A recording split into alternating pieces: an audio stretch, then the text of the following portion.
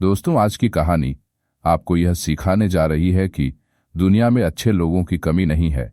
कभी कभी हमारे साथ कुछ घटनाएं होती है और वह घटनाएं हमें बहुत ही छोटा महसूस कराती है, और जब उस समय कोई हमारी मदद नहीं करता तब हम ये सोचते हैं कि दुनिया में अच्छे लोगों की कमी है। कभी यह बात आपने सोचा है कि एक फूल वाले पेड़ में कुछ कांटे भी लगे होते हैं और वह कांटे उस फूल की सुरक्षा करते हैं। बस दुनिया भी ऐसी है। यहाँ अच्छे लोग भी हैं और बुरे लोग भी हैं, लेकिन जब भी हमारा सामना बुरे लोग के साथ होता है तो हमें लगता है कि इस दुनिया में अच्छाई नाम की चीज नहीं है और सब कुछ बुरा लगने लगता है। लेकिन ऐसा नहीं है। हमें भगवान पर पूरा भरोसा रखना चाहिए और आगे बढ़ना चाहिए और कड़ी मेहनत करना चाहिए, तो भगवान भी आपका रास्ता आसान करते जाएगा। आपको यह सोचना है कि दुनिया में अगर बुरे लोग हैं तो भगवान ने अच्छे लोग भी बनाए हैं, और वह अच्छे लोग कभी न कभी आपके सामने आएंगे और आपकी मदद जरूर करेंगे। ये विश्वास रखना चाहिए कि ईश्वर हमेशा हर अच्छे इंसान की मदद करता है। वह किसी न किसी रूप में आकर उसकी मदद करता है और हमारे अंदर इतनी क्षमता नहीं कि हम उसे पहचान सके। आज की कहानी एक लड़की की है जो अपने माँ के साथ एक किराए के घर में रहती थी। उसका नाम मीनू था। मीनू 7 साल की थी और उसकी माँ दूसरे के घर बर्तन धोने का काम करती थी और कुछ पैसे कमाती थी। उन पैसों से दोनों माँ बेटी का खर्च चलता था। मीनू के पिता उसे पहले ही छोड़कर चले गए थे। अब वह अपने माँ के साथ एक छोटे से घर में एक किराए के मकान में रहती थी। उसकी माँ घर जाकर बर्तन धोने का काम करती। मीनू ने छोटी सी उम्र में ही बहुत सारी समस्या का सामना किया। उसकी माँ दूसरों के घर से बचा हुआ खाना उसके लिए लाती थी और मीनू वह खाना खाती थी। उसको पता था कि यह खाना दूसरे की घरों के छोड़ा हुआ खाना है, लेकिन फिर भी मीनू उसे खाना को बहुत खुशी के साथ खाती थी। और उसकी माँ उन घर मालिकों के बच्चों के पुराने कपड़े जो घर मालिक उसे दे देते थे उसे वह मीनू के लिए लाती थी और मीनू से पहनती थी। कपड़े बहुत पुराने होते थे और कपड़ों का साइज भी कभी कभी मीनू के साइज से बड़ा होता था। फिर भी मीनू उन कपड़े को पहन के बहुत खुश रहती थी और कभी भी वह अपने माँ को इस बात की शिकायत नहीं करती थी कि उसे नए कपड़े चाहिए। जो भी उसकी माँ उसे लाकर देती वह बहुत खुश हो जाती थी। और घर पर मीनू जब उसकी माँ दूसरे के घरों से काम कर कर आई थी तब तक मीनू घर का सारा काम करती थी। घर की साफ सफाई, घर के कपड़े, घर के बर्तन सब साफ सुथरा रखती थी ताकि उसकी माँ को कुछ आराम करने का समय मिल सके।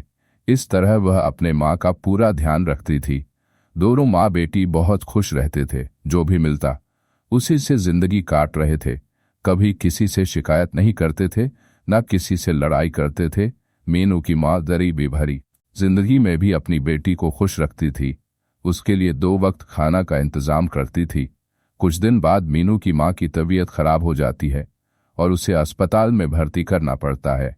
बीमारी बहुत बड़ी होती है और गरीबी के कारण उसका सही से इलाज नहीं हो पाता।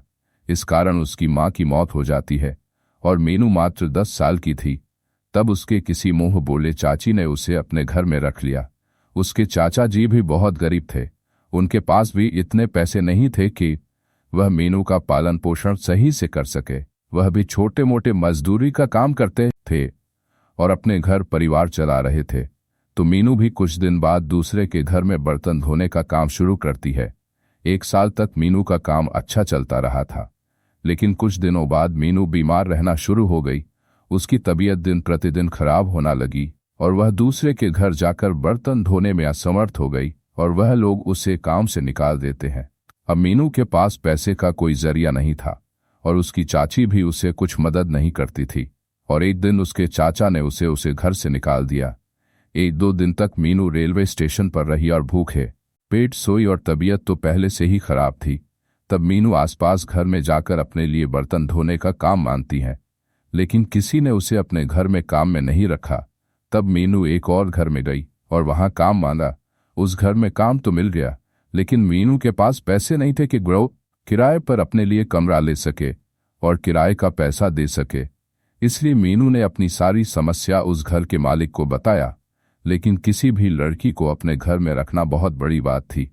लेकिन मीनू बार बार घर मालिक से प्रार्थना करती हैं और कहती हैं, मैं आपके घर में रहूंगी और आपके घर का सारा काम करूंगी। ऐसा बोलकर उन लोगों को प्रार्थना करने लगी मुझे अपने घर में रहने दीजिए, मेरे पास इतने पैसे नहीं कि मैं अपने लिए किराया का कमरा ले सकूं। तब उस घर मालिक ने, जिनके घर में पति पत्नी और एक बच्ची थी, उनकी बच्ची मीनू से 2 साल से छोटी थी। अब मीनू को रहने के लिए घर मिल गया था और घर की साफ सफाई का काम भी मिल गया था। मीनू उस घर में बहुत अच्छे से काम करती थी और घर के सारे सामान का ध्यान रखती थी और अपने मालिक, जो कि पति पत्नी थी, और उनकी बच्ची, जो मीनू से 2 साल से छोटी थी, उसका पूरा ध्यान रखती थी। और जब भी कोई समस्या आती थी, घर में किसी भी सदस्य का तबीयत खराब हो जाना, यह घर की साफ सफाई, हर समय वह परिवार की सदस्य की तरह खड़ी रहती थी। वह घर में किसी भी को यह अनुभव होने देती ही नहीं थी कि वह कहीं बाहर से आई है और इस परिवार की नहीं है। वह सच्चे मन से इस परिवार की सेवा करती थी। कुछ दिन बाद घर के मालिक ने यह सब देखकर मीनू को एक स्कूल में प्रवेश दिला दिया।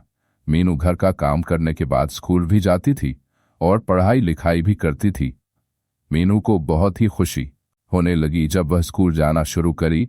मीनू स्कूल तो जाती थी और घर का काम भी करती थी और घर के सदस्य का ध्यान भी रखती थी। ये सब देखकर घर के मालिक बहुत खुश थे और उसे अपने परिवार की तरह समझते थे। उसे किसी भी दिन, किसी भी समय ऐसा अनुभव होने ही नहीं देते थे कि वह परिवार से अलग है। मीनू भी उनका ध्यान रखती थी और घर मालिक भी मीनू का ध्यान रखते थे। कुछ साल बाद मीनू स्कूल की पढ़ाई भी पूरी हो गई और वह कॉलेज में जाना शुरू कर देती है और घर मालिक की छोटी बेटी का पूरा ध्यान भी रखती है और घर मालिक की छोटी बेटी भी उसे अपनी बड़ी बहन की तरह मानती थी। दोनों को बीच एक सगी बहन का रिश्ता बन गया था। दोनों एक दूसरे से बातें करते, दोनों एक दूसरे के साथ घूमते और एक दूसरे के साथ बहुत प्यार से रहते थे। घर मालिक की छोटी बहन को कभी ऐसा नहीं लगा कि वह कहीं बाहर से आई है और वह मेरी बड़ी सगी बहन नहीं है। उसे यह अनुभव हुआ ही नहीं और ना ही उसने कभी मीनू को भला बुरा कहा। दोनों बहुत खुशी से रहते थे और अपना समय बिताते थे। अब मीनू की कॉलेज की पढ़ाई भी पूरी हो गई थी, क्योंकि वह परिवार के एक सदस्य बन गई थी। अब वह काम वाली एक सदस्य बन गई थी नहीं थी। अब वह बर्तन धोने वाली नहीं थी।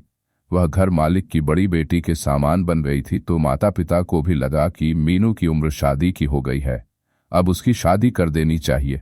इसलिए उसके लिए एक अच्छा सा लड़का खोजते हैं और कुछ दिन बाद एक सरकारी नौकरी का लड़का भी उसे पसंद कर लेता है।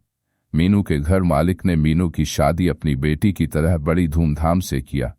मीनू को भी वह लड़का बहुत पसंद आया और मीनू की छोटी बहन, घर मालिक की छोटी बेटी, ने मीनू को बहुत ही अच्छे से दुल्हन की तरह तैयार किया था और मीनू भी बहुत खुशी थी और घर में खुशी का माहौल था।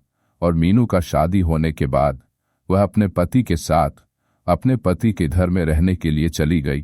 तब और घर मालिक को भी दुख होता है, क्योंकि मीनू बचपन से ही उन लोगों के साथ रही थी और परिवार का सदस्य बन रही थी। लेकिन मीनू का उम्र भी हो गया था और मीनू शादी के लायक हो गई थी और वह लोग मीनू को अपनी बेटी की तरह समझते थे। इसलिए मीनू की शादी करना बहुत जरूरी था, ताकि वह भी अपने परिवार के साथ खुशी से अपनी जिंदगी जिए। जब भी पढ़ोगे तो आपको लगेगा कि ऐसी घटनाएं तो आपके आसपास भी हुई होगी और यह कहानी आपको कहानी नहीं, सच्चाई लगी होगी। ऐसा बहुत लोग के साथ हुआ है। बहुत से घरों में छोटे छोटे बेसहारा बच्चे होते हैं जिनकी माता पिता नहीं होते और वह काम की तलाश करते रहते हैं। और कुछ अच्छे लोग उन बच्चों को अपने घरों में काम के लिए रख लेते हैं और उन बच्चों के व्यवहार के अनुसार उनको पैसा देते हैं और उनसे काम करवाते हैं। कभी कभी उन बच्चों को अच्छा घर मिल जाता है जो उन बच्चों से अच्छे से प्यार करते हैं और अपनी बेटा बेटी की तरह समझते हैं और उनका ध्यान रखते हैं। और बच्चे भी उस घर मालिक को अपने माता पिता की तरह समझाना शुरू कर देते हैं और घर मालिक भी उन बच्चों की पूरी मदद करते हैं। ऐसी घटनाएं बहुत होती है। ये घटनाएं किसी के साथ हुई है, तभी यह कहानी बनी है। दोस्तों, यह कहानी सिखाती है कि जब भी हमारे साथ बुरा होता है तो हमें ना ही अपनी किस्मत को कोसना चाहिए और नहीं यह सोचने की दुनिया में अच्छे लोग की कमी हो गई है। अब दुनिया में अच्छे लोग बचे ही नहीं। भगवान के ऊपर पूरा भरोसा रखना चाहिए और सच्चे मन से अपने लिए रास्ते की तलाश करनी चाहिए और उस रास्ते में कड़ी मेहनत, सच्ची लगन और सच्चे मन से हर काम को करना चाहिए। दोस्तों, भगवान हमेशा इंसान की मदद करता है। वह कभी भी किसी इंसान के साथ बुरा नहीं करता और हर इंसान को उसे कर्म के अनुसार फल मिलता है। अगर हमारे कर्म अच्छे हैं, हमारा मन सच्चा है और हमारी मेहनत सच्ची है, भगवान पर पूरा विश्वास रखिए और आगे बढ़ते रहिए। वह आपकी मदद जरूर करेगा और आपको आपकी मंजिल जरूर मिलेगी और आपको सफलता जरूर मिलेगी। दोस्तों, मुझे उम्मीद है कि आपको मेरी ये प्रेरणादायक कहानी आपके जीवन में सफल बनाने में काम आएगी। दोस्तों, ऐसी प्रेरणादायक कहानी सुनने के लिए आप हमारी चैनल को सब्सक्राइब कीजिए और लाइक कीजिए।